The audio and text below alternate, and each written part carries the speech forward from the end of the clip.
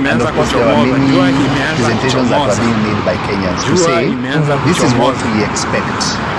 So basically, it was a very good opportunity where Kenyans were now telling the political class, this is how we are feeling, and this is what we expect you to do. The number is down there. 07 00 last month, 92 91 71. there was a report that was tabled in Parliament. Will bless you. God will bless by you. the Justice and Naona Legal jinsi Affairs mambo yalivyo. And when I was looking at that particular report jua nikaa imeanza kuchomoza for October, I then tried to check. Kuna kabaridi. You heard all this about the issues that are concerning Kenya. So what are you recommending as a solution? Share the life, the current situation on road. I saw a proposed amendments to the Elections Act. You know very well that it trended proposed from even amendments last to week the that Political today on the Parties 21st there is going to be proposed amendments to watu wanasema occupy parliament. This is just for civic education, kuonyesha venye mambo yalivyo kwa ground. So I asked myself, so where did we start and where are we finishing? And is the political class still in touch with what This is just for civic education. Kenyans want? To show So you that guys before we come to the tax laws amendment, bills which I believe we'll discuss together with the tax procedures so amendment that they can see and you whatever have that to is read that happening in the context of finance bill even 2024 when it was withdrawn. Guys, and again the question is, what exactly are we doing there? And I'm not saying that everything there is negative. Actually, we have very good positive things within 92, those particular 91, laws which 71, are and God will bless you. Anything that you have. And then we see where that takes us City. in terms of tunafika hapo the Garden City politicians upande wa also Quivers. get in touch with the people. And Abraham, what are your thoughts about these political movements at a time also that you're hearing from the church criticizing on roads, government venye mambo on how it's hiyo running the affairs of the hivi state. ndivyo mambo yalivyo.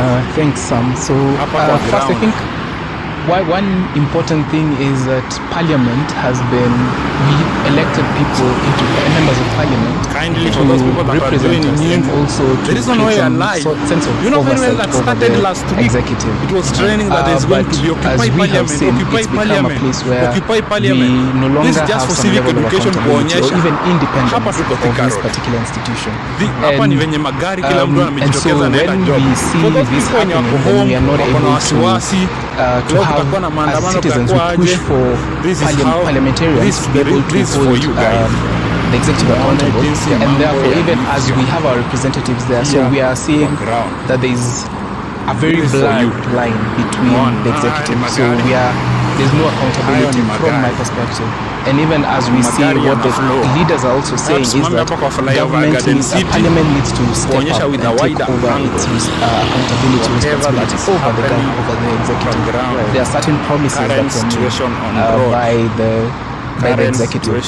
We are not seeing them come to pass. So that is just what the religious leaders are actually coming out to say. We made promises to the people of Kenya. We are waiting to see, is this happening, and why isn't it happening?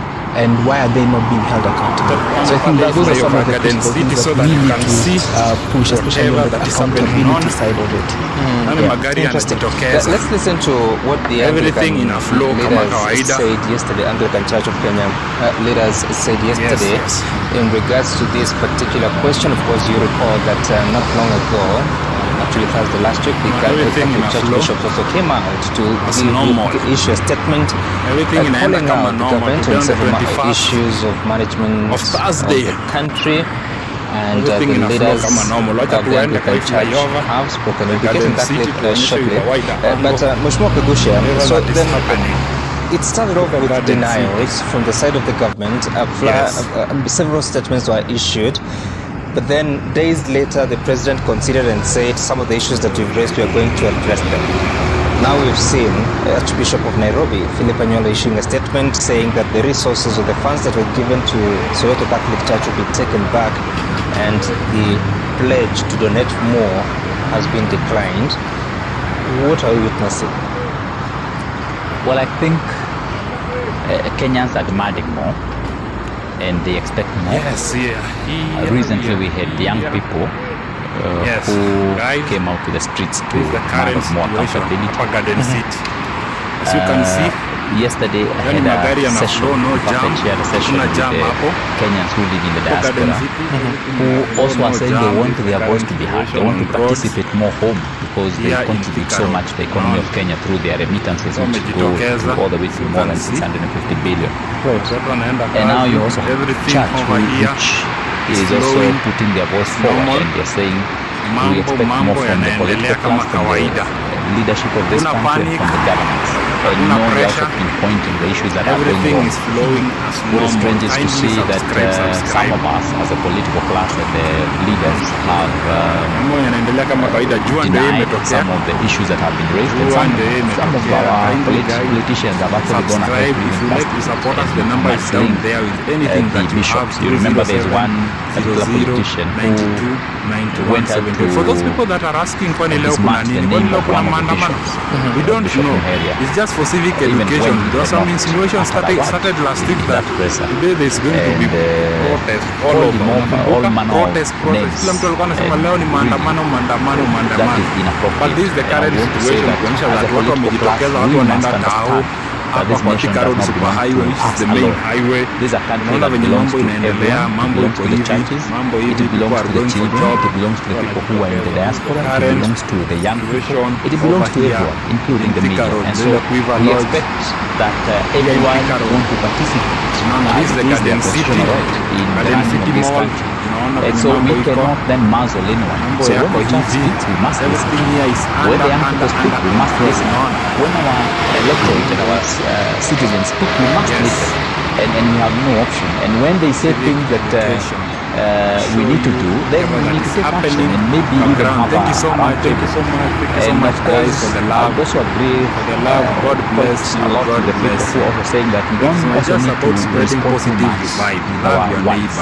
What we need to do much more penda jirani yako bana, penda jirani yako. Some of the people say that the money that we Kenyans are the one that can help ourselves. Sisi ndo tunaweza jisaidia. Tushikane mkono, let's be our brother. That's the important move forward as a country. Yes. Thank you so much for the positive vibe. Yeah. God bless you. Sorry, I said loopholes. I meant the positive vibe. Yeah. So indeed, what we need to do is ensure that we are not removing money from the mainstream development, like and comment. You can even support us with the number down there, 07 political line. What if it's a private university? Well, I think I think we all understand that generally the resources that will be around politicians will largely be from taxpayers. Yeah, so we need to ensure that so much of this money goes back to development. And so how does that work? Because I could be wrong, but I have not seen Interior Cabinet Secretary Professor Kithure Kindiki at a church donating. But when he became deputy president, he had 2 million sadaka to escort President Ruto's 5 million sadaka. How does that work? Of course, you must have heard of things like the confidential vote and such other things. And it came out to the fore so much during this fight between the political points in this country. That's when we realized that there was so much that is available for political class. I mean, it was all live, the newspapers and social media being discussed. Where was it just to educate the society so that they can know whatever that for example, we are built to 800 million Kenyan shillings just for civic education to show you guys. Even myself, I had not known that so much money was actually available for the political concourse. Yeah, I don't know why they don't give such to the chiefs and the headmen and the principals of schools when they are running the institutions. You know, what is that confidential vote supposed to be? I mean, 800 million is a lot of money. It's almost $1 billion. Yeah, this is the money that is not accounted for. So it's money that is available to you for. Kindly subscribe. So maybe you can even support us through the number down there. Kindly, guys, at our bundles, we really appreciate with anything that you have. Our number is 07 So 00 the issue is that if we can do it 71. We will really appreciate, and God that is what we need to do. will bless. Just remove all these funds from the these available funds for political activities and return the money back into the mainstream current situation on roads. You remember that's how Kibaki was able to deal with this issue of CDF in 2004 when the CDF came to effect. I mean, you couldn't find money lying idle. Everything is under control. So much of this money was taken back to CDF.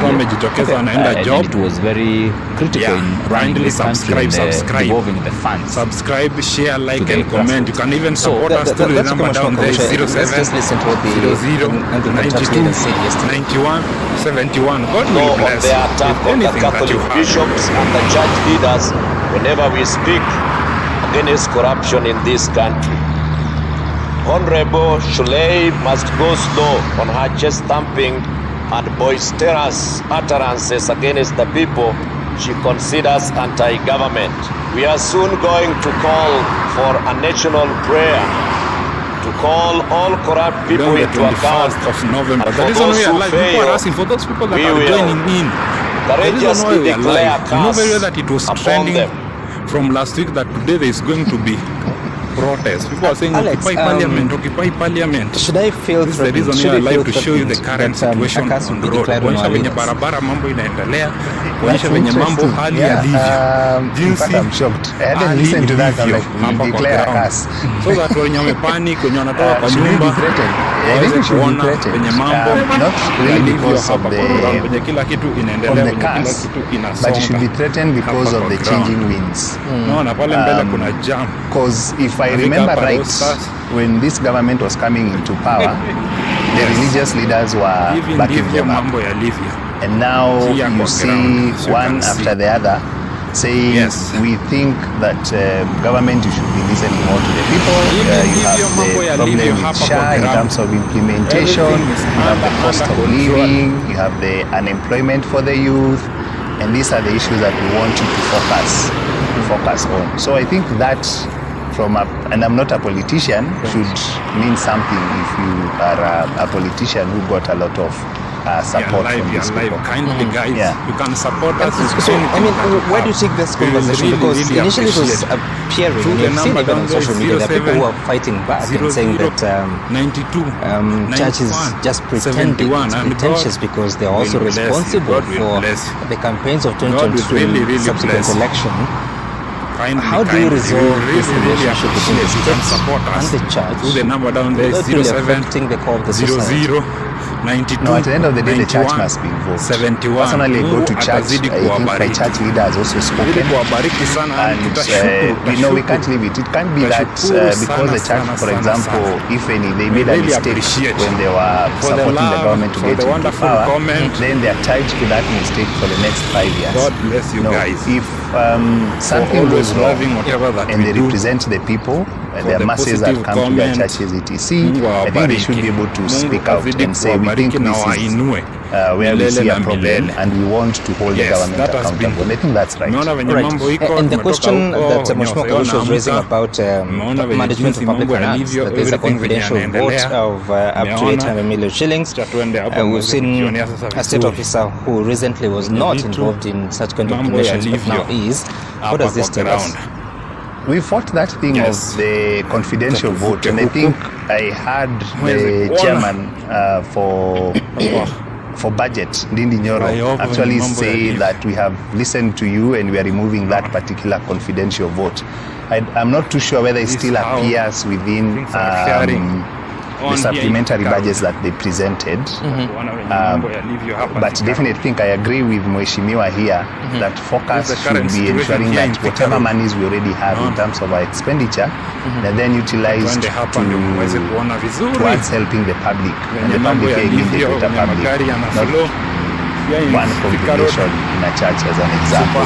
So if guys are saying and I think I was watching part of the news this morning around the roads and infrastructure network, if those monies could be allocated towards such things. The reason why you are live, you know very well that there was some situation that today those monies were to be allocated people are saying that today there is going to be protest. That is the reason why you are live.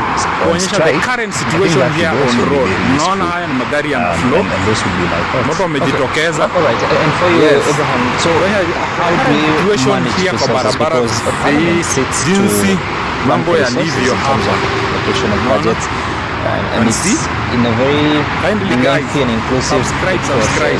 Still, you find the avenues of subscribe before we talk a live, subscribe and right, the notification button. Especially we see the process of the budget. The budget process is actually very lengthy, very involving, and we get citizens involved at various stages. We think about immediately from the circular that comes out, and currently this week we have the sector hearings that are going to be happening. This is just for you guys. Then we'll go Thank on you so much for the wonderful having comment. the Thank you so much for the statement. love. So I think there are certain decisions where citizens are heavily involved. However, when it comes to the implementation stage of the budget, once the budget has been approved and we see the implementation begin, then that's where a lot happens. We have supplementary budgets coming through, and that's the point at which a lot of the changes really get to be made. If we just take a step back and look at the request that one of the committees in Parliament actually made to the Auditor General was to look at the expenditure under Article 223 of the Constitution over the last. They actually requested for 2 years, but the Auditor General did up to 9 years. And some of the issues that are being raised are issues of under what circumstances is Article 223 being used to spend or to approve certain resources. And we find that's one of the biggest loopholes, because at the supplementary point, we do not see the same level of engagement of citizens when it comes to approval of the supplementary budget. And also, but I think we must give it up to the executive, because for the first time in 2022-2023 is when for the first time in the history of supplementary budgets, we actually did have a call for public to be engaged in the process, and we've seen it 2 more times.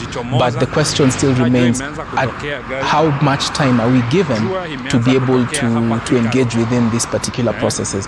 But also further to that, we see that the state, I think when it comes to supplementary that are the Budget and Appropriations Committee in 2019 actually passed a recommendation and said beyond April we should not have any supplementary budgets because it makes it very difficult even for them to try and approve and look at everything.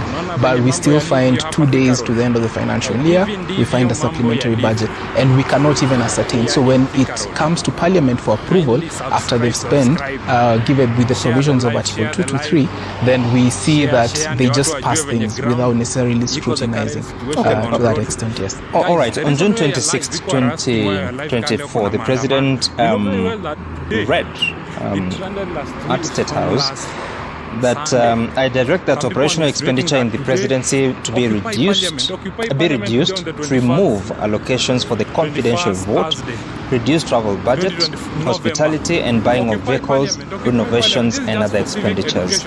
He said, in equal measure, President Ruto directed that Parliament, the judiciary and county governments work with the National Treasury and undertake budget cuts to ensure that the government achieves what he has always advocated, living within our means. So I don't know where that money is coming from, if the confidential vote was scrapped altogether. But it's good to note that on that Sunday, at least 12 million shillings was given. Maybe one of the other questions was also raised from that. And let's take a short break. We'll come back with more as we dive into the conversation of the tax proposals from the government side with the 4 bills that are before the House. After the break. 00, 92, 91, 71. And God will bless you. God will bless you. Unaona jinsi mambo yalivyo? Hivi ndivyo mambo yalivyo. Nikaa imeanza kuchomoza. Mpaka kuna kabaridi, but jua imeanza kuchomoza. Share the life, the current situation on road. Guys, I'm saying that the reason we are alive, you know very well that it trended from even last week that today on the 21st there is going to be protest. Kunaenda kuwa na protest. Watu wanasema occupy parliament. This is just for civic education, kuonyesha venye mambo yalivyo kwa ground. Venye ground iko, naona ni watu wanajitokeza, people are going for job. Wamejitokeza wanaenda job. Kila mtu wamejitokeza. This is just for civic education. To show you guys venye mambo iko, kwa wale wenye wamepanic wasikuwe na panic. so that they can see whatever that is happening on ground. Hivi ndivyo mambo yalivyo. Guys, you can support us through the number down there, 0700 92 91 71, and God will bless you. Anything that you have. Tunafika hapo Garden City. Tunafika hapo Garden City kwa upande wa Quivers.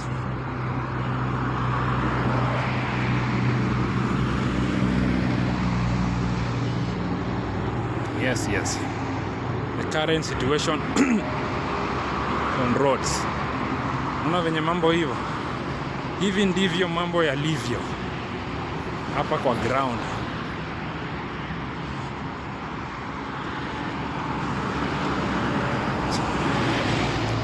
Kindly, for those people that are joining in, the reason why you are live, you know very well that started last week.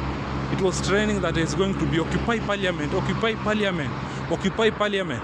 This is just for civic education, kuonyesha hapa tuko Thika Road. Hapa ni venye magari, kila mtu amejitokeza anaenda job. For those people wenye wako home, wako na wasiwasi, leo kutakuwa na maandamano, kutakuwa aje, this is how, this is for you guys. Muone jinsi mambo yalivyo here kwa ground. This is for you. Muone, haya ni magari. Hayo ni magari. Na magari yana flow. Haya tusimame hapa kwa flyover Garden City kuonyesha with a wider angle whatever that is happening kwa ground. Current situation on road. Current situation on road. Yes, this is the current situation.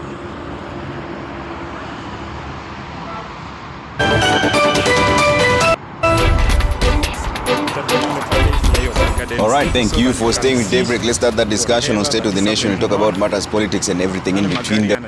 We'd like to hear your views all through the conversation at Trevor Bridget, Citizen TV Kenya. Use the hashtag Daybreak. Let me introduce my guest one more time, starting from my farthest right, Honorable Professor Tom Ojienda, Senator for Kisumu, and also a member of the National Security Committee at the Senate. Thank you for making time. Honorable Nelson Koech is here, Member of Parliament for Belgut and also the National Defense and Foreign Relations Committee Chair. Thank you very much for making time. Charles Owino is here, is the head of NCC, which is the National Communications Center. Thank you very much for making time. And Willis Otieno, Deputy Party Leader, Safina, and also an advocate of the High Court. Thank you very much for making time. We're still waiting for Honorable John New to Senator for Murang'a. As soon as he comes in, we'll drop him into this discussion. But let's take a look at the dailies. A lot is going on with the abductors playground on the Daily Nation and on the Standard, Kenya's new abductions theater for foreigners. And Honorable Koech, you sit at the National Defense and Foreign Relations Committee as the chair. Has Kenya become an abductors playground? It's a serious concern. It's a serious national security concern. But of course, we have to disassociate between abduction and normal police arrest. That is where we need to draw the line. Of course, there are cases that have been overly dramatized that are not abductions, as I said. But any issue that touches on abduction is an extremely serious offense. And I mean, the security apparatus should be able to explain. On the matter that is at the headline today, my committee is seized of this matter, and we will be making an invite to the Ministry of Foreign Affairs to shed more light on really what is happening. What are all these allegations, what has informed it, and what is it in regards to international law. There's a process of extraditing individuals who are deemed to be criminals, and there is a process also legally allowed to do that. I'm sandwiched between lawyers who will even expound it further. But as a chairman of Defense and Foreign Relations Committee, my committee is extremely worried.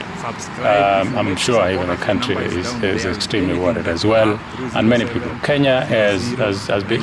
Yesterday, I saw that. For those people that are asking, kwani leo kuna nini? Kwani leo kuna maandamano? We don't know. It's just for civic education. There are some insinuations. And earlier during the day, I attended a meeting where we are reviewing our foreign policy. One of the biggest anchor of our foreign policy is security. And that is why Kenya has been known for as a safe haven for people who are running away from insecurity from their own countries and insecurity even within. So it is important that we continue to anchor that phase. And it is unfortunate then that if we are talking about reviewing our foreign policy and we seem to be affronting the same policy, it is unfortunate. So my committee will be inviting the Ministry of Foreign Affairs to shed more light on exactly. He did speak, but the PS was here yesterday. He said one of the things is first they were not aware that he was here, so they didn't have extra security. But isn't it a failure of Kenya, an egg on our face, if this happens in broad daylight? And also, one of the allegations was that he had illegal firearms. So how did that happen? Absolutely, that's what I'm saying. I heard him say also that he spoke to his colleague and investigations are underway to establish exactly what might have happened. It's unfortunate that actually someone could drive into the country, fly into the country armed and without any records from our security agencies on what kind of a person is around and what arms are they carrying. It tells you that there could have been some laxity at some point of entry. And of course, the people must take responsibility. But also, we've not had much from your committee all through time. In fact, even if you look at the Daily Nation, there are quite a number of statements around people being abducted. We've not had much from your committee talking about this, condemning this. I issued a statement. I personally issued a statement when there was the issue of Light Academy, the investor that was flown back to Turkey. I made a statement personally. And as a committee, we were seized. I mean, you know, my committee is extremely sensitive. The information that we do on camera and communication that is made on camera, and we get certified as a committee. And there is also information that we wish that we carry out to the public to understand what has happened. That such issue, I remember, had been exhaustively engaged by the relevant bodies.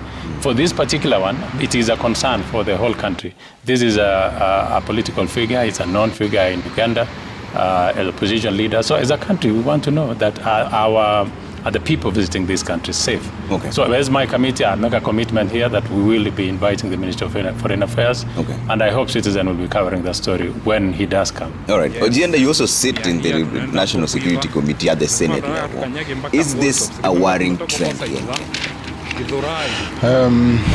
Trevor, good morning. Now, let me just wade into your question. The scenario of abductions that we have in this country, or that we have witnessed, paints a worrying situation.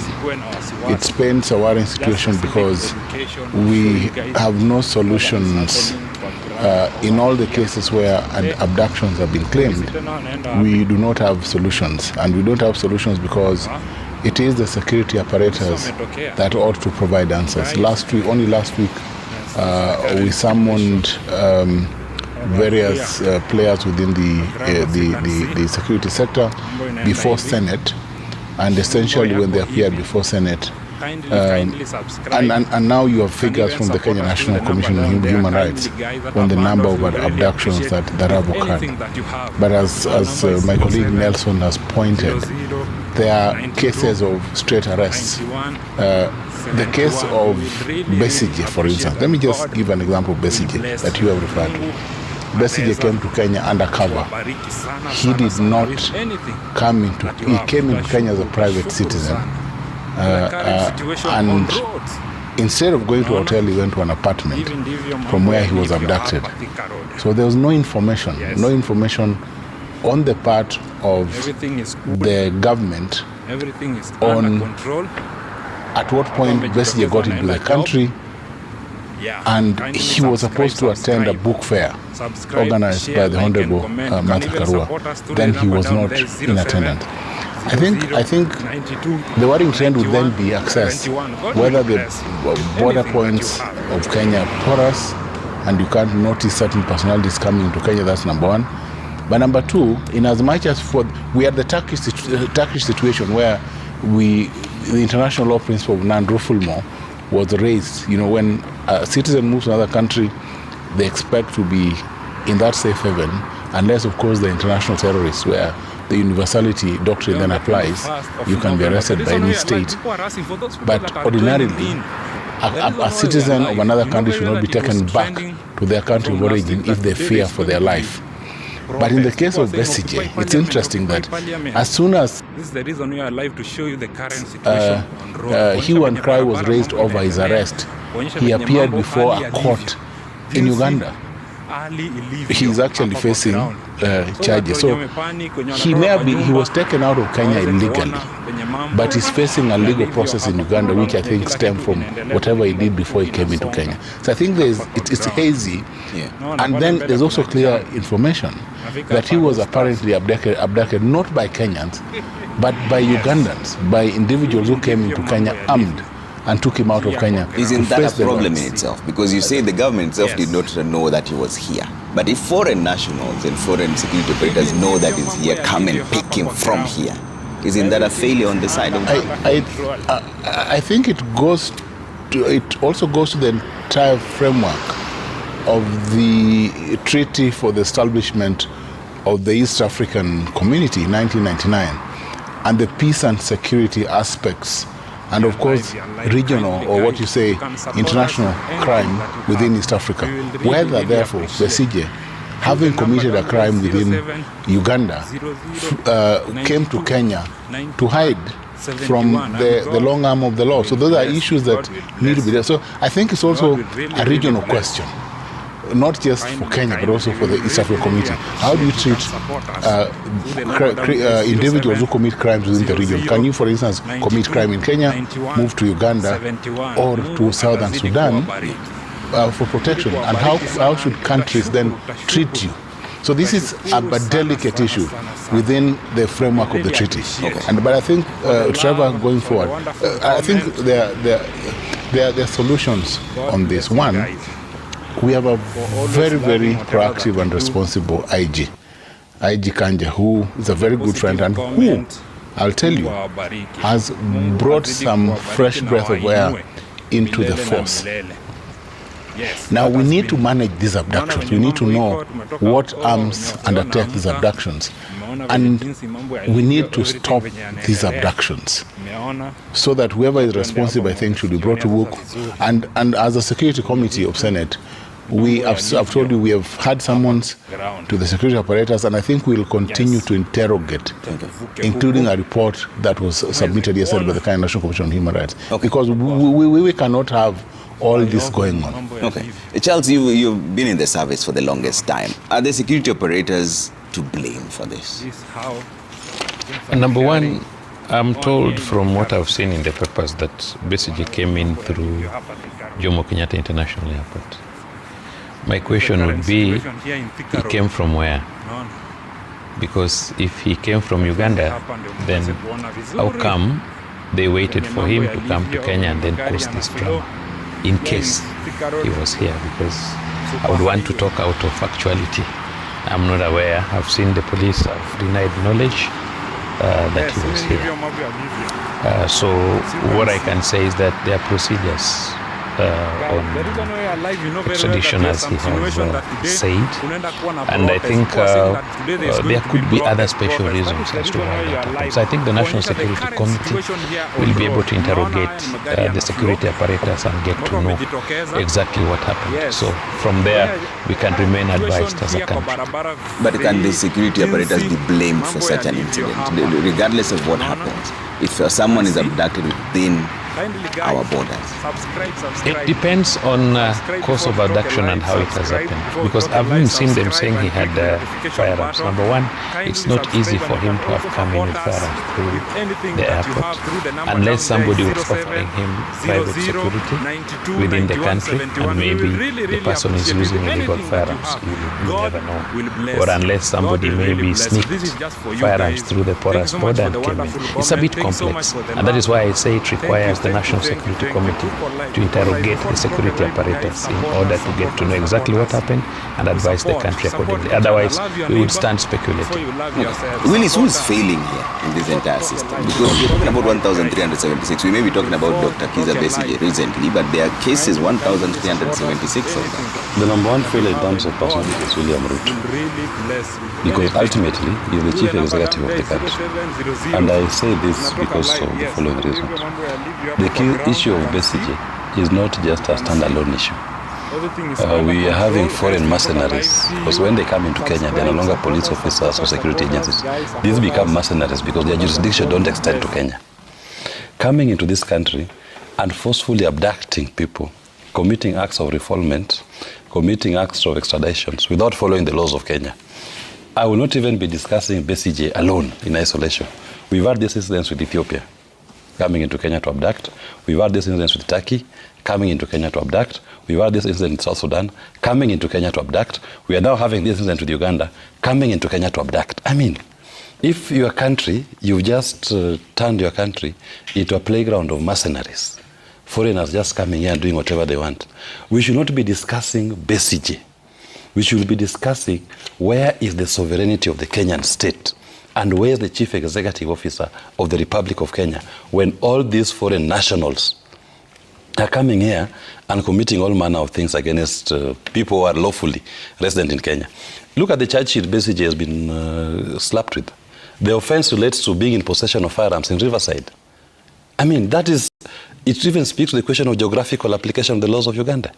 If it was an offense that if the firearms were found with BCJ in Riverside, the right place for him to be charged is Minimani Law Courts here, not in Uganda.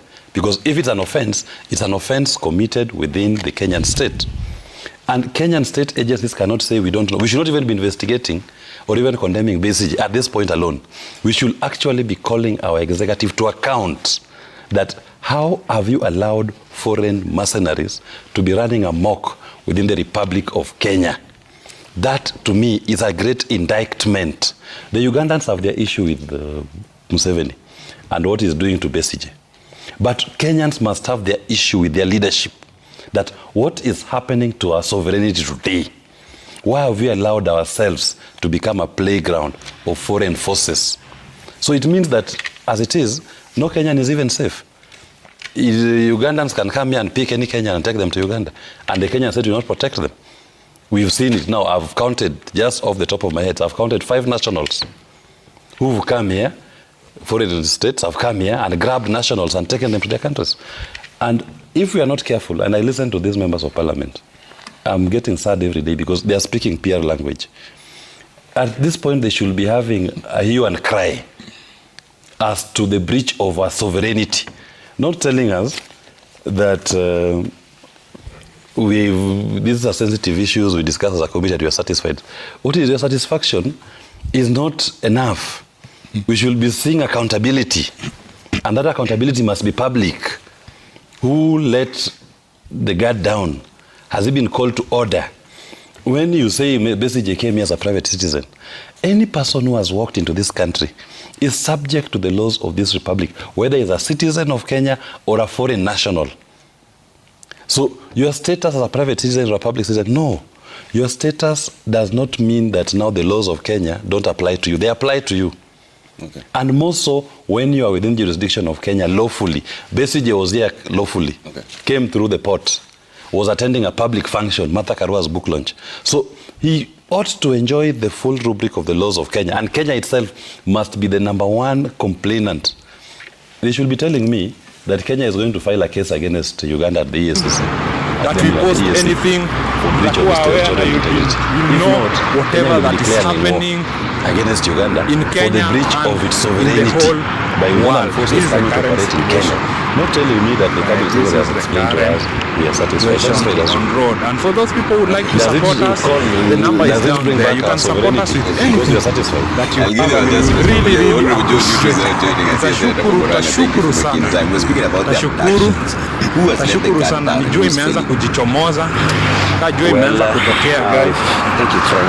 Jua imeanza kutokea hapa Thika Road. Where I come from, we say that when it's you calm, come late, you only pick even though the current situation on roads, current situation, the better pieces of meat and the roads. So here in Thika Road, leo tuko hapa Thika Road. I really have not picked whether you're talking about the abduction of Kiza Besigye or the abductions that have been happening in the country. Here on Thika Road. Kenyans have been abducted. Naona venye mambo yalivyo hapa Thika Road. especially Hivi ndivyo mambo yalivyo. Here in Thika Road. Kindly subscribe. But either way, share the live. Share ndio watu wajue venye ground iko the current situation on road. Guys, the reason why you're live, people are asking why you're live. Leo kuna maandamano. You know very well that day it landed last week. It's unfortunate that some people are insinuating that today Occupy Parliament today on the 21st, allegedly committed here. 21st Thursday, possession of fire. 2020 November. Occupy Parliament. This is just for civic education. Wala wenye wako home wanajiuliza kama leo kuna maandamano, leo kwa aje. This is for you guys. For civic education so that you can know whatever that is happening on ground. Hivi ndio hivyo mambo yalivyo kwa ground. Hiyo ni magari, kila mtu amejitokeza. Was it okay by the Kenyan police and job? Kenyan Jua imeanza kuchomoza. Jua imeanza kuchomoza. This is the current situation here on roads. By the Kenyan, kindly subscribe, share, like and comment. And if you like to support us, the number is down there. 07 00 92 91 71. And God will bless you. God will bless you. Naona jinsi mambo yalivyo. Hivi ndivyo mambo yalivyo. Jua nikaa imeanza kuchomoza. Taka kuna kabaridi. But jua imeanza kuchomoza. Share the live. The current situation on road. Guys, I'm saying that the reason we are live, you know very well that it trended from even last week that on the 21st there is going to be protest. Kunaenda kuwa na protest. Watu wanasema Occupy Parliament. This is just for civic education, kuonyesha venye mambo yalivyo kwa ground. Venye ground iko, naona watu wanajitokeza, people are going to job. Wanajitokeza wanaenda job. Kila mtu anajitokeza. This is just for civic education. To show you guys venye mambo. Kwa wale wamepanic, wasikuwa na panic. In Kenyan that is progressive, so that because these are things that have not been seen in many years, especially after multi-parties. And of course that becomes a concern of everybody, that we could be going back to some very sad situation that was there many years back. And so abductions for me, whether it's of foreign national or local, is something that we should really think about and condemn in the strongest terms possible. Are we seeing an increase? Because the former deputy president also, when you look at his pages, he says that he's been trained by vehicles that he's not sure of. When you look at the yes. he puts them there. The current situation. What is going on? Who should be playing for this? I think we may not be able to lay hivi ndivyo mambo yalivyo or office hapa kwa ground, but it's a matter of concern. Trailing people, kindly for those people that are joining in. The reason why you're alive, you know very well that started last week. It was training that is going to be Occupy Parliament. This is just for civic education, kuonyesha hapa tuko Thika Road. Hapa ni venye magari, kila mtu anajitokeza anaenda job. For those people wenye wako home, wako na wasiwasi, leo kutakuwa na maandamano, kutakuwa aje. This is how, this is for you guys. And they should, everybody should know which police station I have been, taken to. So talking about the trailing the deputy president, I think it's very sad. The former deputy president, like calling him the second deputy president. I think it's very sad because and Trevor, these are serious things. They also reports. And how do I put it? Once you have achieved your objective, you do not have to follow up on somebody. There are reports, of course, although it doesn't concern these, that those that voted no against the impeachment of the former deputy president will be removed from committees. It's laughable, Trevor, because what should happen is, if you wanted to marry a beautiful girl, for example, and you finally got her anyway, why would you follow up and punish maybe a young man? Because, of course, before the advent of mobile telephone, we used to send the boys to go and call for us girls. I mean, you got the girl finally. Why do you want to go and punish that boy that refused to go and call the girl for you? You already achieved your objective. I mean, why should anybody follow the second deputy president? They have impeached him. He is home. I mean, why should there be any problem with... Personally, I have not been intimidated in any way. The only intimidation... Have been threatened to be removed from it? Of course, and we are ready for it. I mean, not just me. So you told you'll be removed? But you know what happens in Parliament? Mostly, you'll find rumors. And rumors, just a minute, and rumors in Parliament, if you hear any rumors in politics, it always comes the truth. And I can tell you, there were rumors that Senator Kenya of Laikipia County would be removed as a commission. And they even know that Senator Matinga was going to be given this long before it happened. And it happened in exactly the same way. Somebody may want to, Professor Tom Ogenda may want to tell you that Senator Kenya resigned. But of course we know he was forced to resign. So these things, when you hear rumors, and you will see these rumors will be confirmed. Within no time, there is a path. Everything is flowing as normal. Kindly subscribe. Mambo yanaendelea kama kawaida. Jua ndio imetokea. Kindly guys, subscribe if you like to support us. The number is down there with anything that you have. Also, Willis had accused you earlier on of paying lip service. Yes, and just for those people that are asking for the level, we don't know. It's just for civic education. There are some insinuations started last week that there is going to be protest all over. Kenya hosts more than 700,000 Kenya sends troops to other countries for peacekeeping. Just when I worked in airing the story of Kenya, having spent some money for the officers who are in Haiti. There's a mediation here. We have a mediation team that is working on the security and peace in Sudan and Southern Sudan. This is the Garden City, isolated cases of individuals who are saying, and I like to use what Dr. Una did say, is a belief, because at this point it is still an accusation that procedure is abducted from the country. I want to say that this is a peaceful country. We host people. We are recognized for doing that. That is why even visitors have felt comfortable to come into the country. Then my question for my committee will be, what has happened? And I said, and I made an undertaking here that we are going to invite the relevant ministries to shed light on exactly what happened. I'm sure the security committee will do the same. Me and as the chair of Defense and Foreign Relations, I will definitely invite the Jerusalem and his team to come and explain to us what exactly happened. I do not want us to be very emotional on an issue that we can easily get the details and we address it. So people have been accused, and you see, there's a lot of, it's a very sad situation. Because, and like I said before, there's a very thin line between Kenya and even police officers in uniform arresting someone. Kenyans online will say, they're abducting. It is not an abduction. There's normal arrest and then the abductions. On the issue of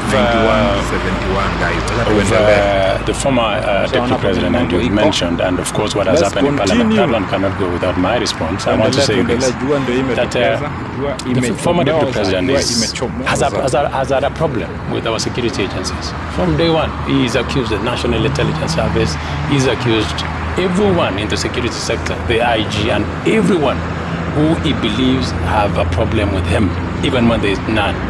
I want to tell you that there has, and the deputy president, former deputy president before, was invited to make a statement with the DCI. He declined. So if he believes that there are people who are trailing him, then the best thing to do is not to go on your Facebook account unless it is nothing serious. The best thing to have done was to go to the Director of Criminal Investigation and write a statement. But from where I sit, there is absolutely nothing to follow with the former deputy president, and I don't see why the police will trail him in the first place. There is no formal incrimination whatsoever. And I can tell you, that should be the last person to say that he's doing it. You know why? He subjected so many young people to an unnecessary lynch. publicly, particularly those he branded, the young people from Central Kenya that he branded as Mungiki. Young people who are working so hard for this country, young people who are just trying to make a living, he branded them in Mungiki and unleashed the police on them, that wherever they were found, violence was meted on them.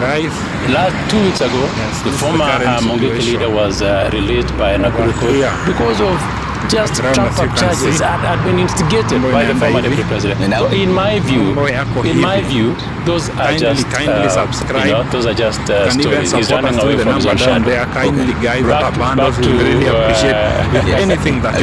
Back to the committees in Parliament, so that I can give it to the rest of my colleagues. Let me tell you, Trevor. 71. We will really appreciate all elected from a political party unless you're independent. You must subscribe to the ideas and the ideas of the political party in Parliament. You must vote. It does not only happen in Kenya, even the US Congress. You must vote it with your party. So wherever a party communication has been done, particularly for me who comes from UDA, if a majority leader in Parliament makes an pronouncement that we have voted in this line, if you defy their consequences, some of those consequences involve you being removed in prestigious, in what I would call quote-unquote prestigious committees, or even being removed altogether from particular committees in Parliament. There's absolutely nothing wrong with that. It should happen. And that is how Joe Newton and the rest should be removed. They should be removed. Why should they not be removed? If there were inadequacies, and if they have defied the party position on what they were supposed to have done in Parliament, they have to be removed. Okay. Now there's a whole new conversation we're starting, but let's take a quick break when we come back and slow it down and talk about this, because it's a state of the nation. We're really getting into the details of it all. We're back in just a short while. Let's take that quick commercial. We are live. You know very well that it was trending from last week that today there is going to be protest. People are saying occupy parliament, occupy parliament. This is the reason we are live, to show you the current situation on road, kuonyesha venye barabara mambo inaendelea, kuonyesha venye mambo hali yalivyo, jinsi hali ilivyo hapa kwa ground, so that wenye wamepanic, wenye wanatoka kwa nyumba waweze kuona venye mambo yalivyo hapa kwa ground, venye kila kitu inaendelea, venye kila kitu inasonga hapa kwa ground. Naona pale mbele kuna jam. Nafika hapa Roasters. Yes. Hivi ndivyo mambo yalivyo here kwa ground, as you can see. Yes. Hivi ndivyo mambo yalivyo hapa kwa ground. Everything is under control. Alright, thank you for staying with the State of the Nation. The discussion is ongoing, and my guests are with me in studio at 2 p.m. We expect the President to address the nation from Parliament on the State of the Nation. We are taking a preempt of what that should be, what his focus should be. And my guest already with me here, Honorable Professor Tom Ojienda, Senator for Kisumu and member for the National Security Committee at the Senate. Thank you for your time. We have Honorable Nelson Goet, member of Parliament Belgut, and also the Chair, National Defense and Foreign Relations. Thank you for making time. Charles Owino is here. He's the head of NCC, which is the National Communication Center. Asante for making time. Willis Otieno, Deputy Party Leader, Safin, and Advocate of the High Court, and also Honorable Joe Newton, Senator for Morana. Thank you for making time. And Prof, we're talking about this, the two issues here. What the President should be addressing, 92, but also there's something that came out that Koech is saying that you should vote along party lines, and if you don't, you should be removed. Is that a fair position? We really appreciate for the love, for the wonderful comment. Trevor, let me just in response for always loving whatever that we do, for the positive comment. In response to what Willis Safina said, milele na milele. You called him Deputy Party Leader. That has been, I believe. Umeona venye mambo iko, tumetoka huko, wenye waseona amka. Umeona venye jinsi mambo yalivyo, we must demystify the state of immigration within East Africa, even as we deal with the Besigye issue. We all Kenyans have East African passports, and that is one huge step towards the integration of the East African community. And therefore, that means that movement within East Africa is therefore open to every East African without discrimination. And that makes it difficult, for instance, to stop a Ugandan, a Kenyan, a Tanzanian from moving to the next country. This is the current situation here so in that explains the possibility that these Ugandan mercenaries who came in to abduct Besigye would have just come through using the East African passport. They came through, they drove in, and left with it. That's one issue. So that's why I said this is more of an East African issue than a Kenyan issue.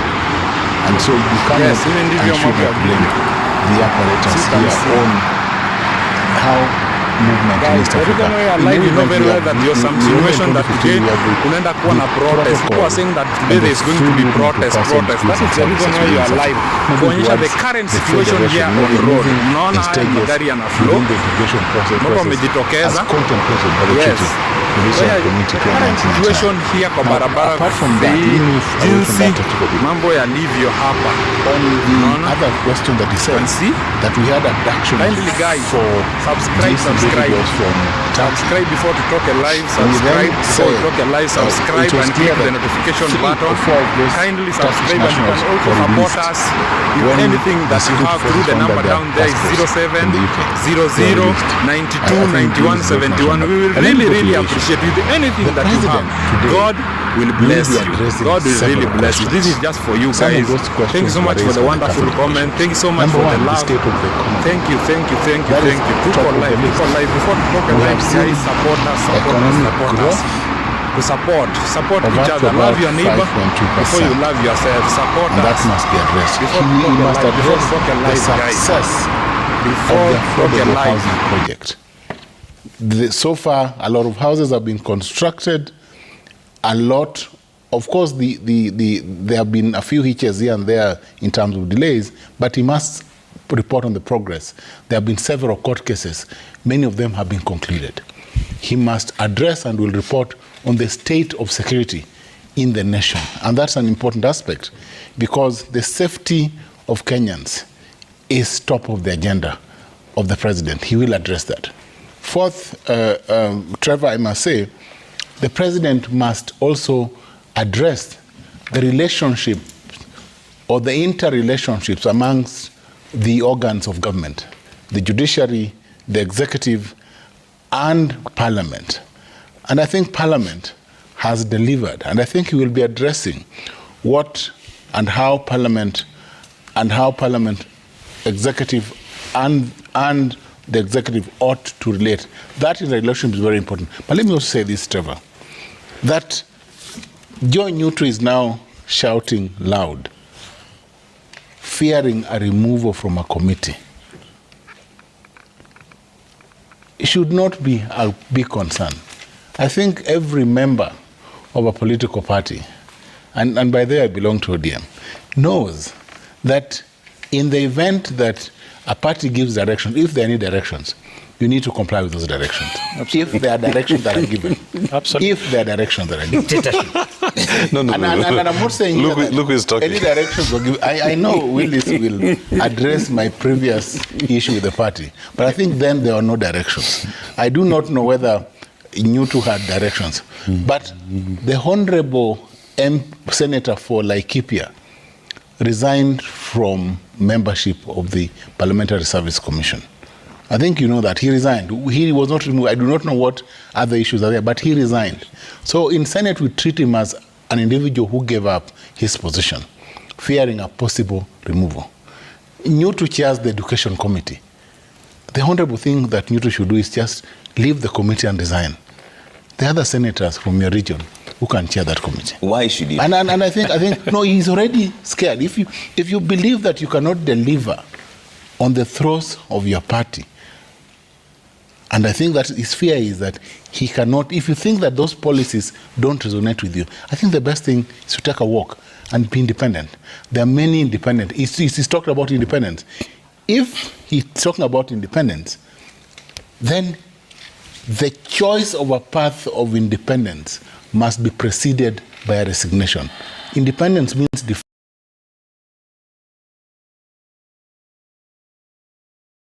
this morning. Okay. Senator, I encourage you. Many of us do not chair committees. but we are alive. It is a good thing. You could just move out. I'll have my time. And we will, yes. We will. Charles, what should the president focus on this afternoon? Because Prof talks about a stable economy, state of economy. Is it really stable? Thank you so much, Trevor. First of all, we must look at the state of the economy as at mid-2022, just before we went for elections and just before President William Ruto took over government. What was our state of the economy? Kenyan's debt stood at 70% of our GDP, and that is above 55% of the safe net. And there are some amendments coming up that will deal with this issue of the safe net. At the same time, our debt allocation repayment crossed 50% of the tax revenues. So we had a serious debt distress, and Kenya risked defaulting in paying external loans. Equally, we had challenges because much of the money had been allocated to debt repayment, and therefore even money for allocation to our disbursement of money to counties was quite a big and a huge challenge.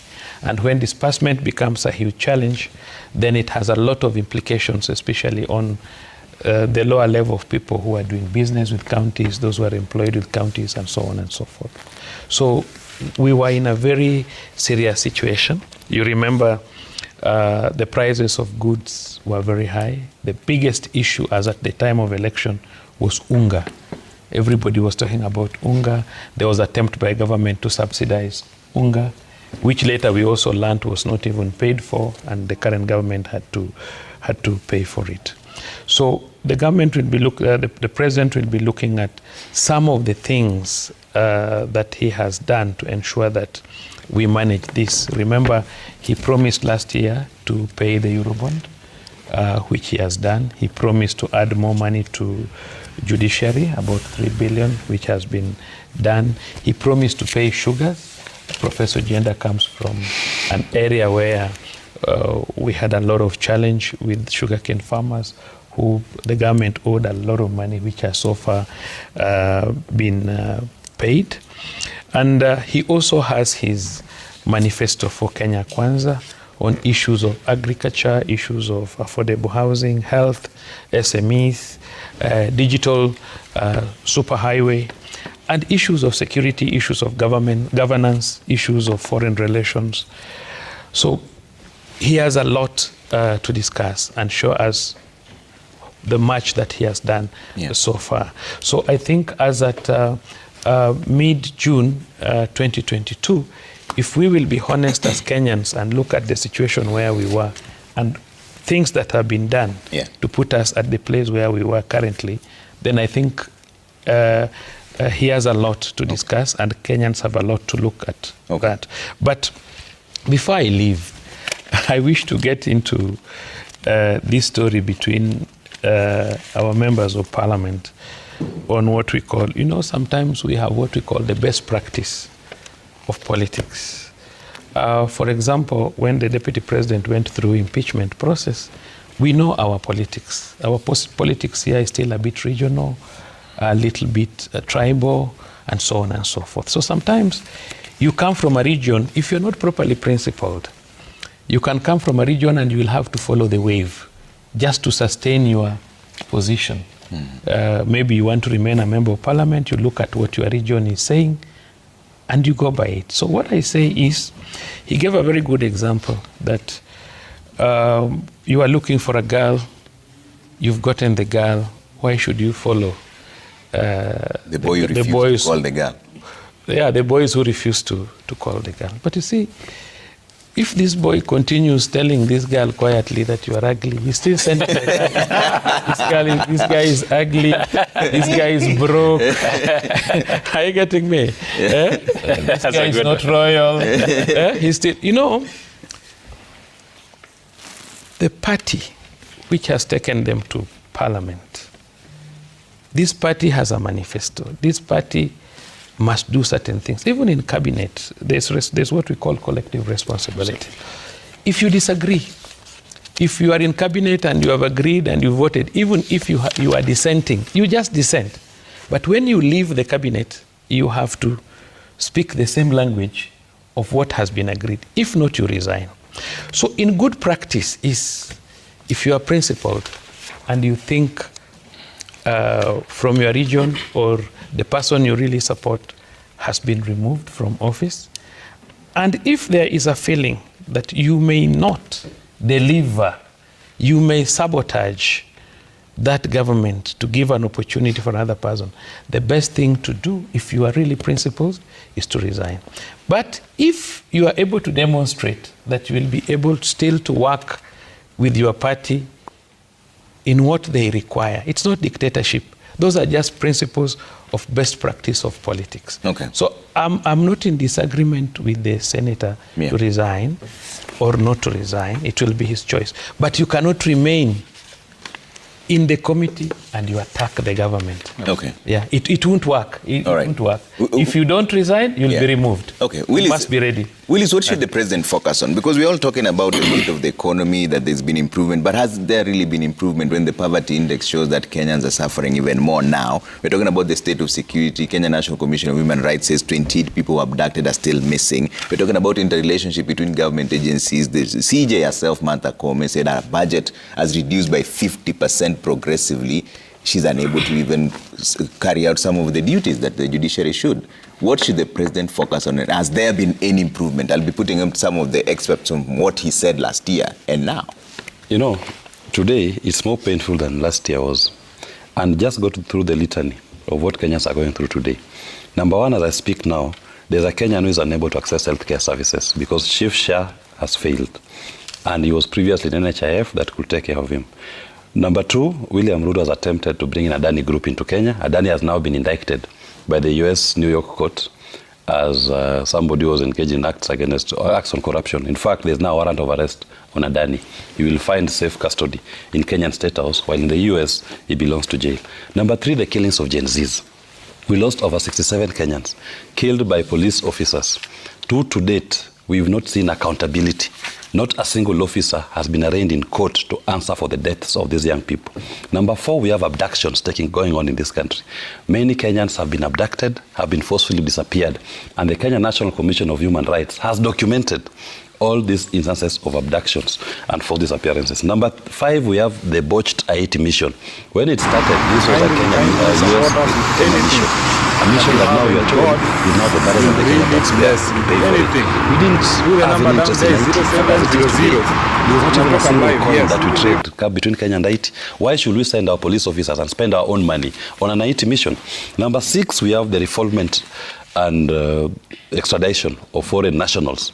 Kenya has now turned to become a playground of foreign mercenaries who come into this country. They take anybody they want out of this country. They don't recognize our sovereignty, and the commander-in-chief does not defend the sovereignty of the people of Kenya. Number seven, we have a parliament that has failed.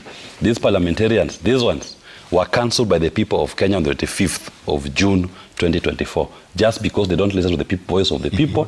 They don't represent the people who voted for them anymore. They now represent the executive. When Kenyans go to them and tell them, 90% of Kenyans, we reject this particular bill, these parliamentarians ignore the voices of Kenyans and decide to go the route of William Ruto or Kenya Kwanza. To them, Kenya Kwanza is greater than the people of Kenya. They've lost their mandate. They've talked about party position. No, that's what I'm saying. To them, the party is greater than the people of Kenya. When you are sitting as a parliament, you are not sitting as a parliamentary group of a political party. You are sitting as a sovereign body that is in charge of representation, oversight, and legislation on behalf of the people, not on behalf of your political party. Number nine, we are witnessing a total collapse of the Kenyan economy as we speak today. More people are losing jobs than they are gaining. In fact, companies are all declaring, most of them are now declaring redundancies. It is actually a surprise. The only group that seems to be declaring profits are banks, and banks are declaring profits because they are trading with the Kenyan government on odious debt. They are taking illegal debts using taxpayers' money, and they come back to the same taxpayer to give to collect taxes to pay for those higher interest rates. Number 10 is the issue of odious debt. These ones have overseen a collection of illegal debts by the executive, where you are seeing debts being taken by Kenya government that are not applied to any particular project. And Parliament is quiet. Parliament has not even approved domestic borrowing. Parliament has not approved some of the illegal foreign debts that they are taking. And when you talk about Eurobond, that William Ruto managed to avoid the debt distress. No. What happened was Eurobond was before at 5.6% interest rate. They did a refinance at 10.5% interest rate. If you thought the problem was paying interest of 5.6, you went and took an interest rate of 10.5. It is even more. So you actually exposed the country more. And debt is taxed in advance. Number 10, we have a Supreme Court. Number 11, we have a Supreme Court that seems to be out of touch with the people of Kenya. What the High Court, what the Court of Appeal passes, Supreme Court seems to have its own constitution. Number 11, we have a legacy of lies. Now, the summation to me is this. William Ruto needs to do the Kenyan people the honors. Today, at his State of the Nation address, he should say, I'm sorry, I have failed you, I have not lived true to your constitution, and the most I can do as a law-abiding citizen who respects this nation and the people of Kenya, I tender my resignation as your president. Can you choose somebody else who can live by your constitution? It is not me. Yes. Okay, Joe. 11 strong points. What should the president focus on? And now you can respond to Prof. Who says you should resign. Never allow me to first respond to very many responses that have especially regarding to what the reason why you're alive, you know, when that started last week, it was training that it's going to be Occupy Parliament, Occupy Parliament, Occupy Parliament. This is just for civic education kuonyesha hapa tuko Thika Road. Then that's funny. Hapa ni venye magari kila mtu anamejitokeza anaenda job. For those people wenye wako home, wako na wasiwasi. The new ones following. I don't know how then that's counterproductive. But the most, but one thing that I want to bring with the member for whom I have a lot of respect for, he says that Rigiji unleashed the police on a young man branded Mungiki.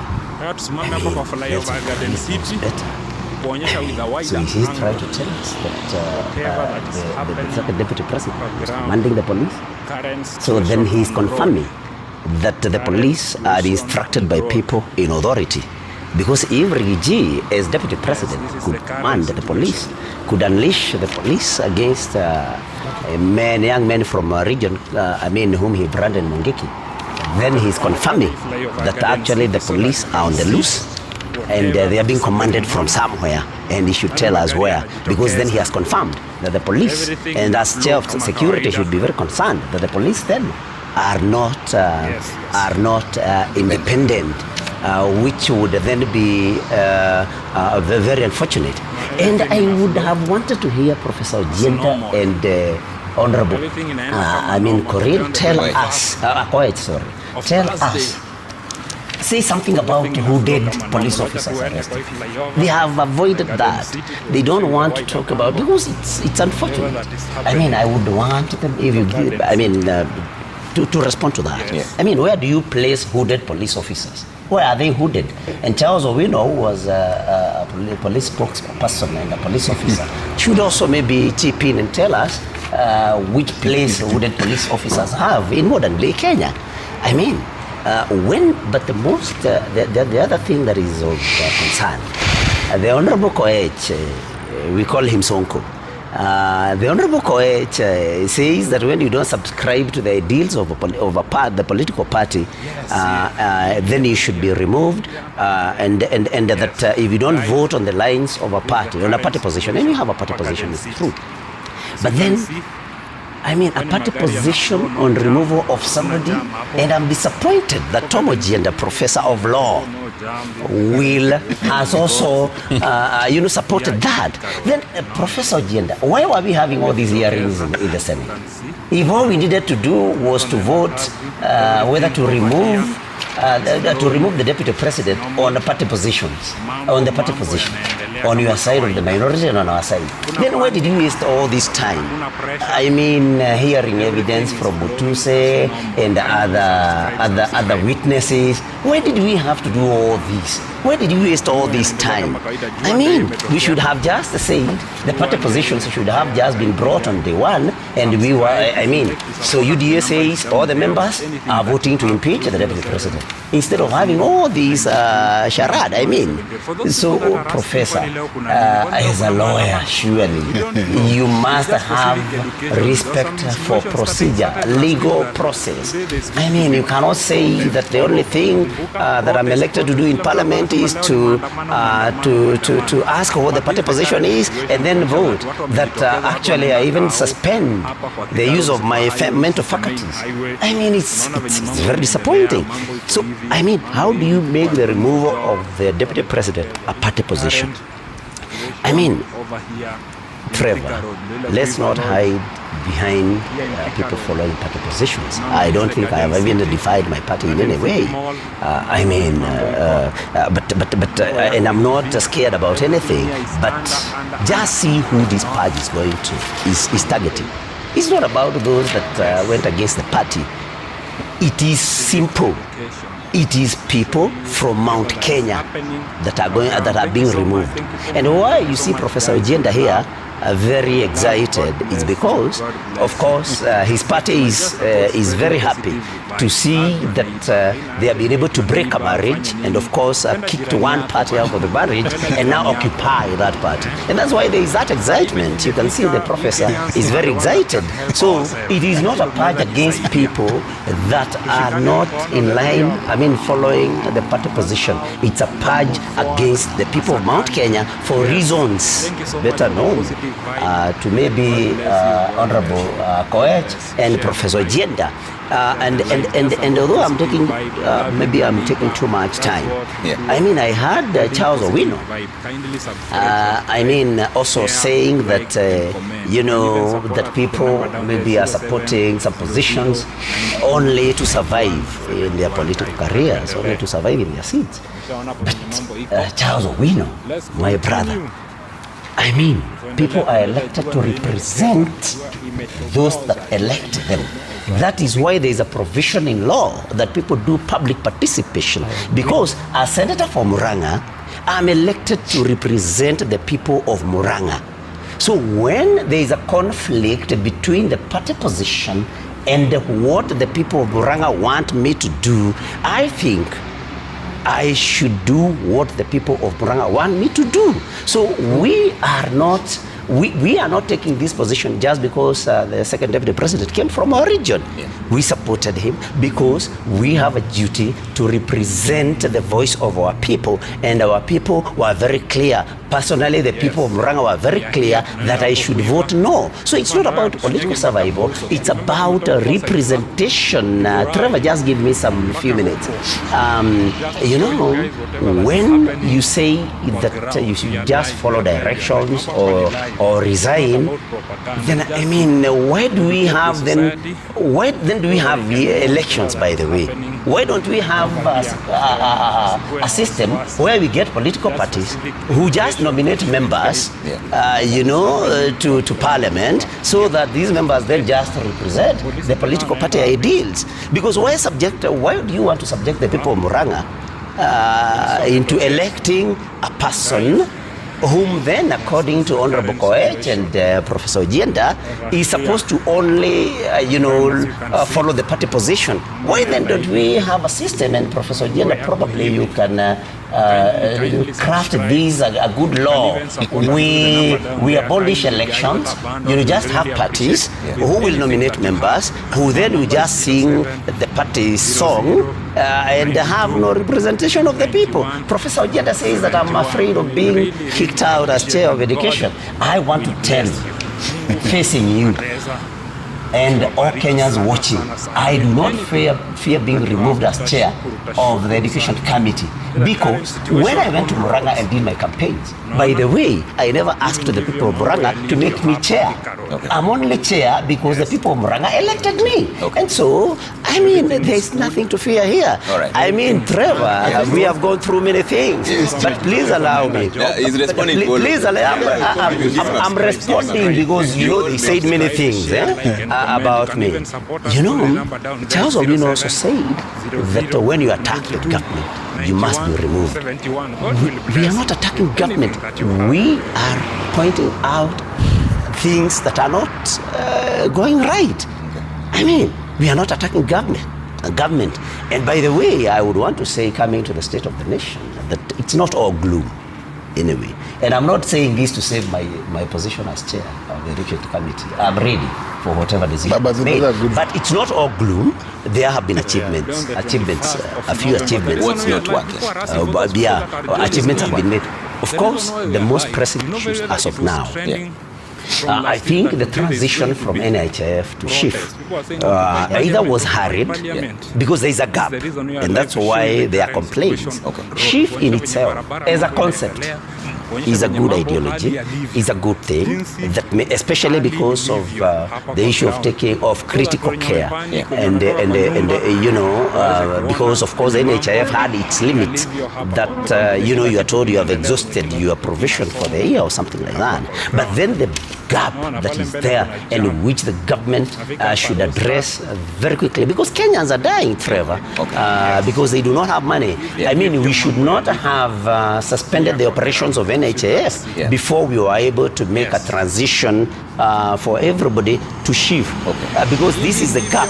This gap is the most pressing issue. The other thing is the new funding model. Yes. I mean, so many students still have a problem. Again, the new funding model, and I say this as an educationist, it's also a very good concept in that it was crafted to be able to take care of those that would not afford even the 20% household contribution. It was supposed to, but then we have a problem with banding because the means testing instrument is a problem. So those are the most pressing issues, and then the economy and all the issues that the conference, the Kenya Conference of Catholic Bishops, raised. Those issues should. Yes, there have been lives. I mean, it emerged yesterday that there was an MOU between Kenya Kwanza and I think Kenya Evangelical Churches, that there was even going to be a ministry of something with churches, and somebody from the church appointed. I mean, that was an MOU. There is also another MOU that the Rigiji presented, and you know, so there are many promises that have been broken, but it is not all gloom. Yes, there have been there. Yes. Let me bring in Koech on this. And Koech, there's something that we need to address here so that we don't leave this panel with a facade that there's an attack against a certain part of the community. There's something John Newton said, that this purge targets the people of Mount Kenya. I'd like you to clarify that, because the political ping pong shouldn't now start to alienate certain sectors of the societies and communities in Kenya. But also, what should the president focus on this afternoon? Yes. To start with my friend Senator Joe Nyotu, the purge, like I said, in my view, and I don't know if it has been considered or if it is something that is on the works, but in my view, party position must count for something. Party discipline is paramount in Parliament, because it is on that reason that we campaign. It is on that reason that you go out there and speak to the people. You have the manifesto of the party that you chose to use to get into Parliament with. So if you do not at some point then agree with the party, like Honorable Jenda did say, the honorable thing to do is at that point to resign, because you are in conflict with the party. Party position is extremely paramount, so that when you agree on certain policies. You know, we all campaigned, myself and Junior too, we had our agenda. And that is what we're working on. And those are the few issues that we have. Where we find that there are shortcomings from individuals, even in the executive, that is why there's a provision of impeachment. It is constitutional. So that if we feel that there is inadequacy in the office of the Deputy President, as a party, we must take responsibility and say, no, you have not lived to the dream of the party, and the best thing to do is to impeach you. And that is precisely why we impeach the Deputy President. It doesn't stop there. We will continue, exercising that democratic right. Where we feel that some of people in the executive are not performing their duty, it is our responsibility as members of parliament to help the president. At that point then, the people who count is the party, and that is communicated by either the leader of minority or the leader of the majority in National Assembly. It is standing order permits members of parliament to be in committees. So no one is said to have lost everything when you're removed as a chairman. I'll tell you something. In last parliament, I was a member of Defense and Foreign Relations Committee. When my policies and my arguments were in conflict with the party of the day, through the majority leader, then Kimunya, the president probably saw, or the party at that time saw that I was not fit to be in that office because it is a committee that holds extremely sensitive information of government of the day. Yeah. I was removed, and we were all bungled into a catering committee. 12 from my community were bungled into catering committee, myself, Nixon Korir, and a few others. Actually, we would have transacted in Kalenjin in that committee if we wanted.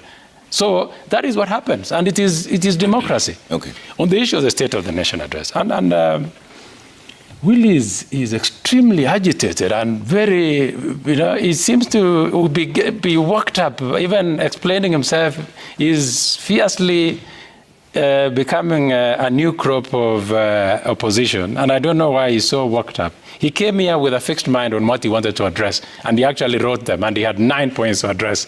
11. I want to tell 11 points to address. I left 3 because, more. We'll give you that opportunity. I want to tell Willie that even as you practice opposition, sometimes it is good to be extremely factual. Okay, number one.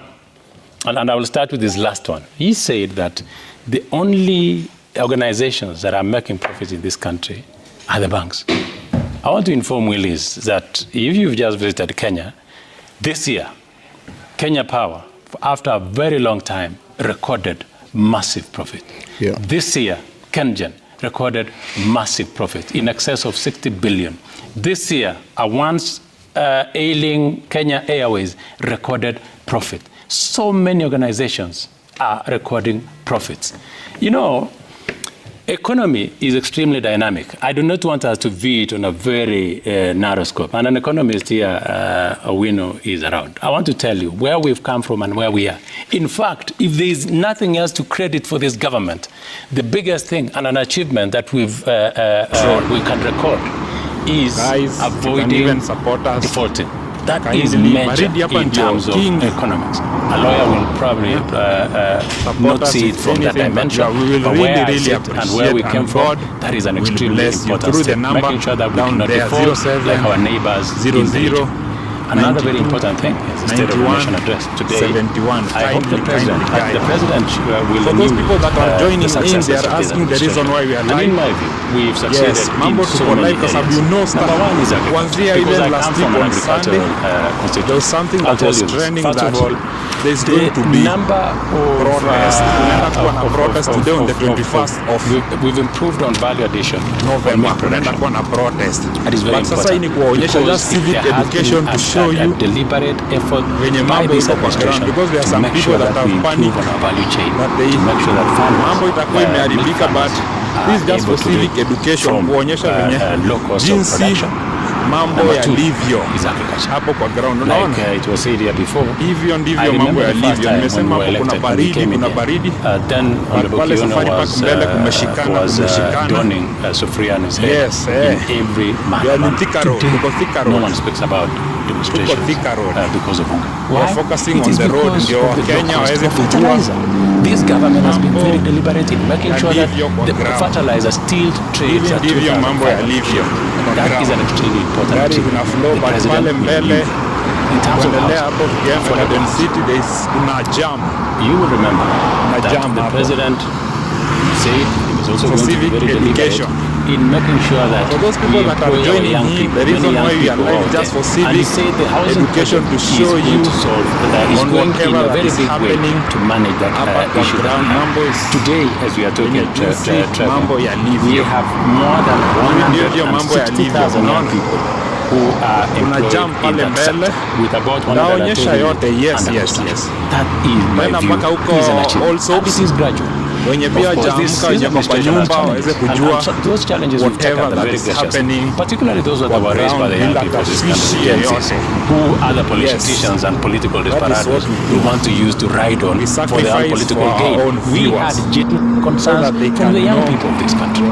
We had genuine concerns from the young people of this country, and not from the Kalonzos of this country, and not from the Willies of this country. We have young people who are Gen Zs, way younger than me, who came and brought issues that we feel as members of parliament we should address them. And that is why we, after the president rejected the finance bill, we become very deliberate on engaging. We have so many tax amendment bills that are coming up.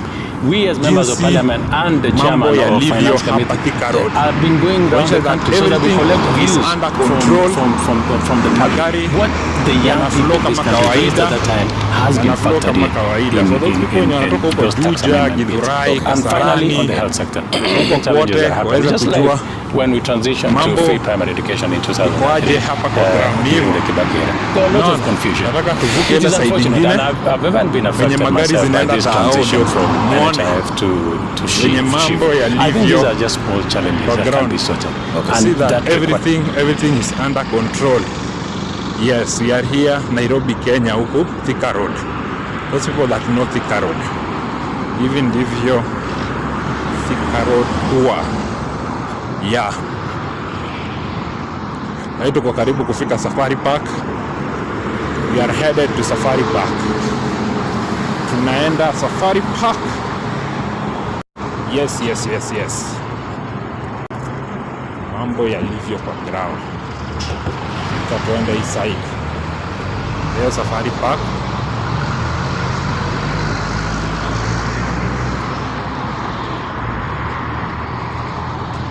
Safari Park ni hapo.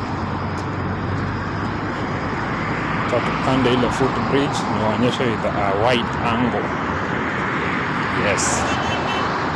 Thank you so much for those people that are joining in. Share the live. Share the live.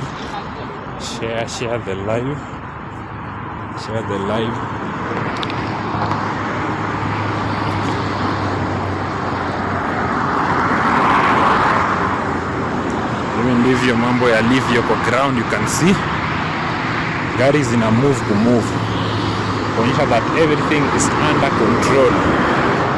Sasa tuende hapa flyover. Yes, we are focusing on the road. Muone jinsi mambo yalivyo hapa kwa ground. Today on the 21st of November 2024, the current situation here on roads. Try to ponder this flyover so that you can see whatever that is happening. Yes.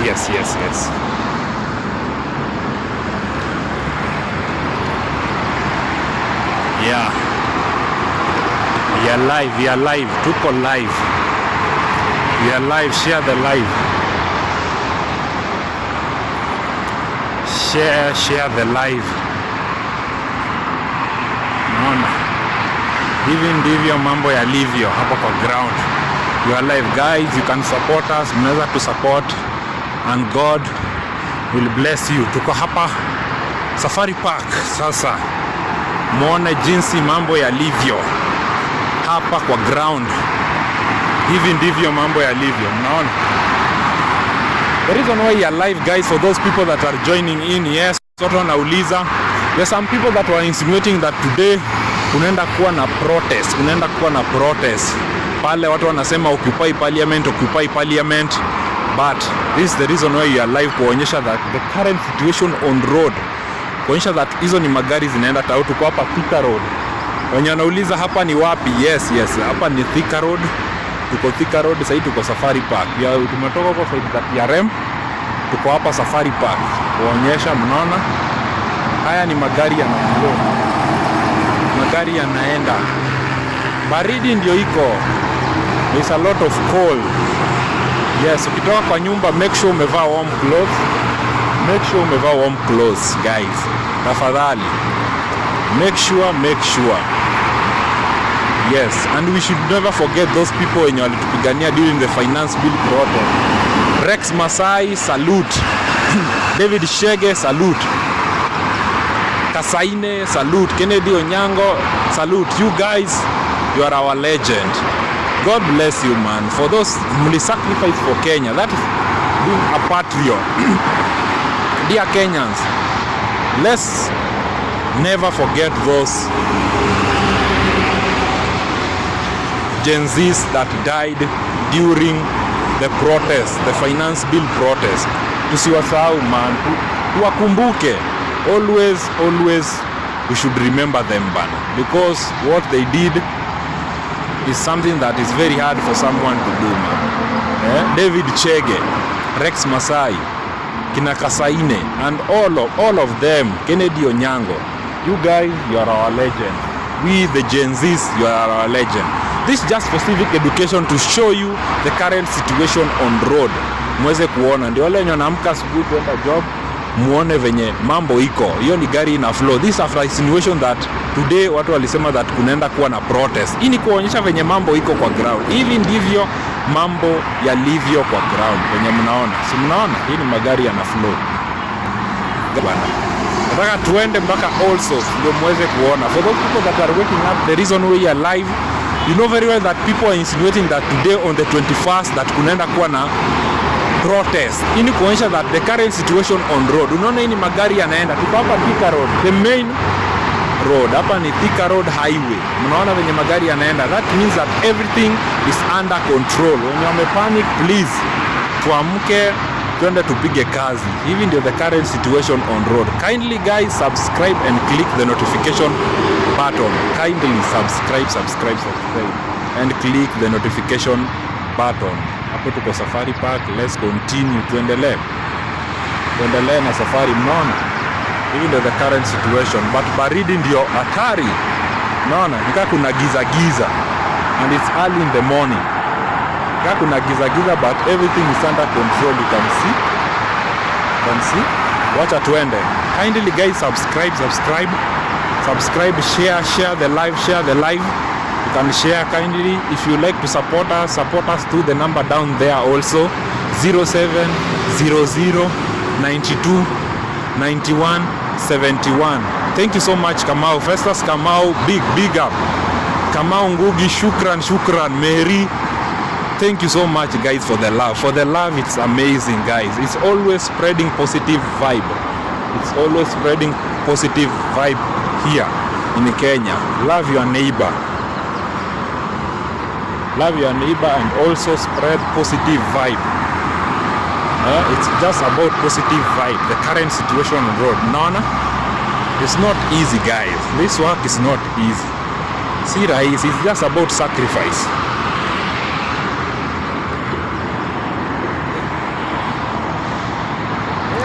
It's just about sacrifice. Ni kujitolea ndio wananchi wakuwe informed. Being a journalist, it is not easy. It's just about passion and sacrifice. So that you can kuonyesha society nini inafanyika. Right now you are using phone. You don't know if phone inaweza enda, but just you're sacrificing for the public. We do anything for the public. And God will bless you. Support us with anything that you have. Support us through the number is 0700 92 91 71. For those people that are joining in, the reason why we are live, you know very well that starting last week on Sunday, it was trending that there was going to be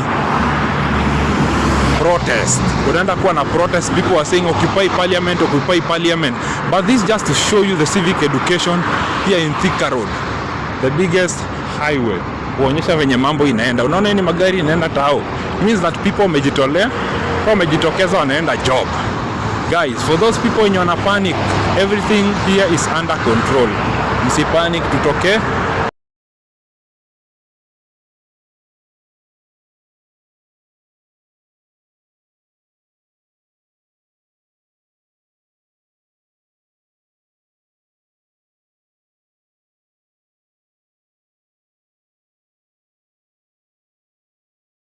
preachers represent three different things to the people because of their brands of preaching. And in the face of criticisms, disagreements and controversies in Christendom in Nigeria, these preachers have stayed true to their convictions. One of such preachers is the founder and president of Abel Damina Ministries International, Dr. Abel Damina, who disagreed with church leaders in the country on many fronts. Pastor Damina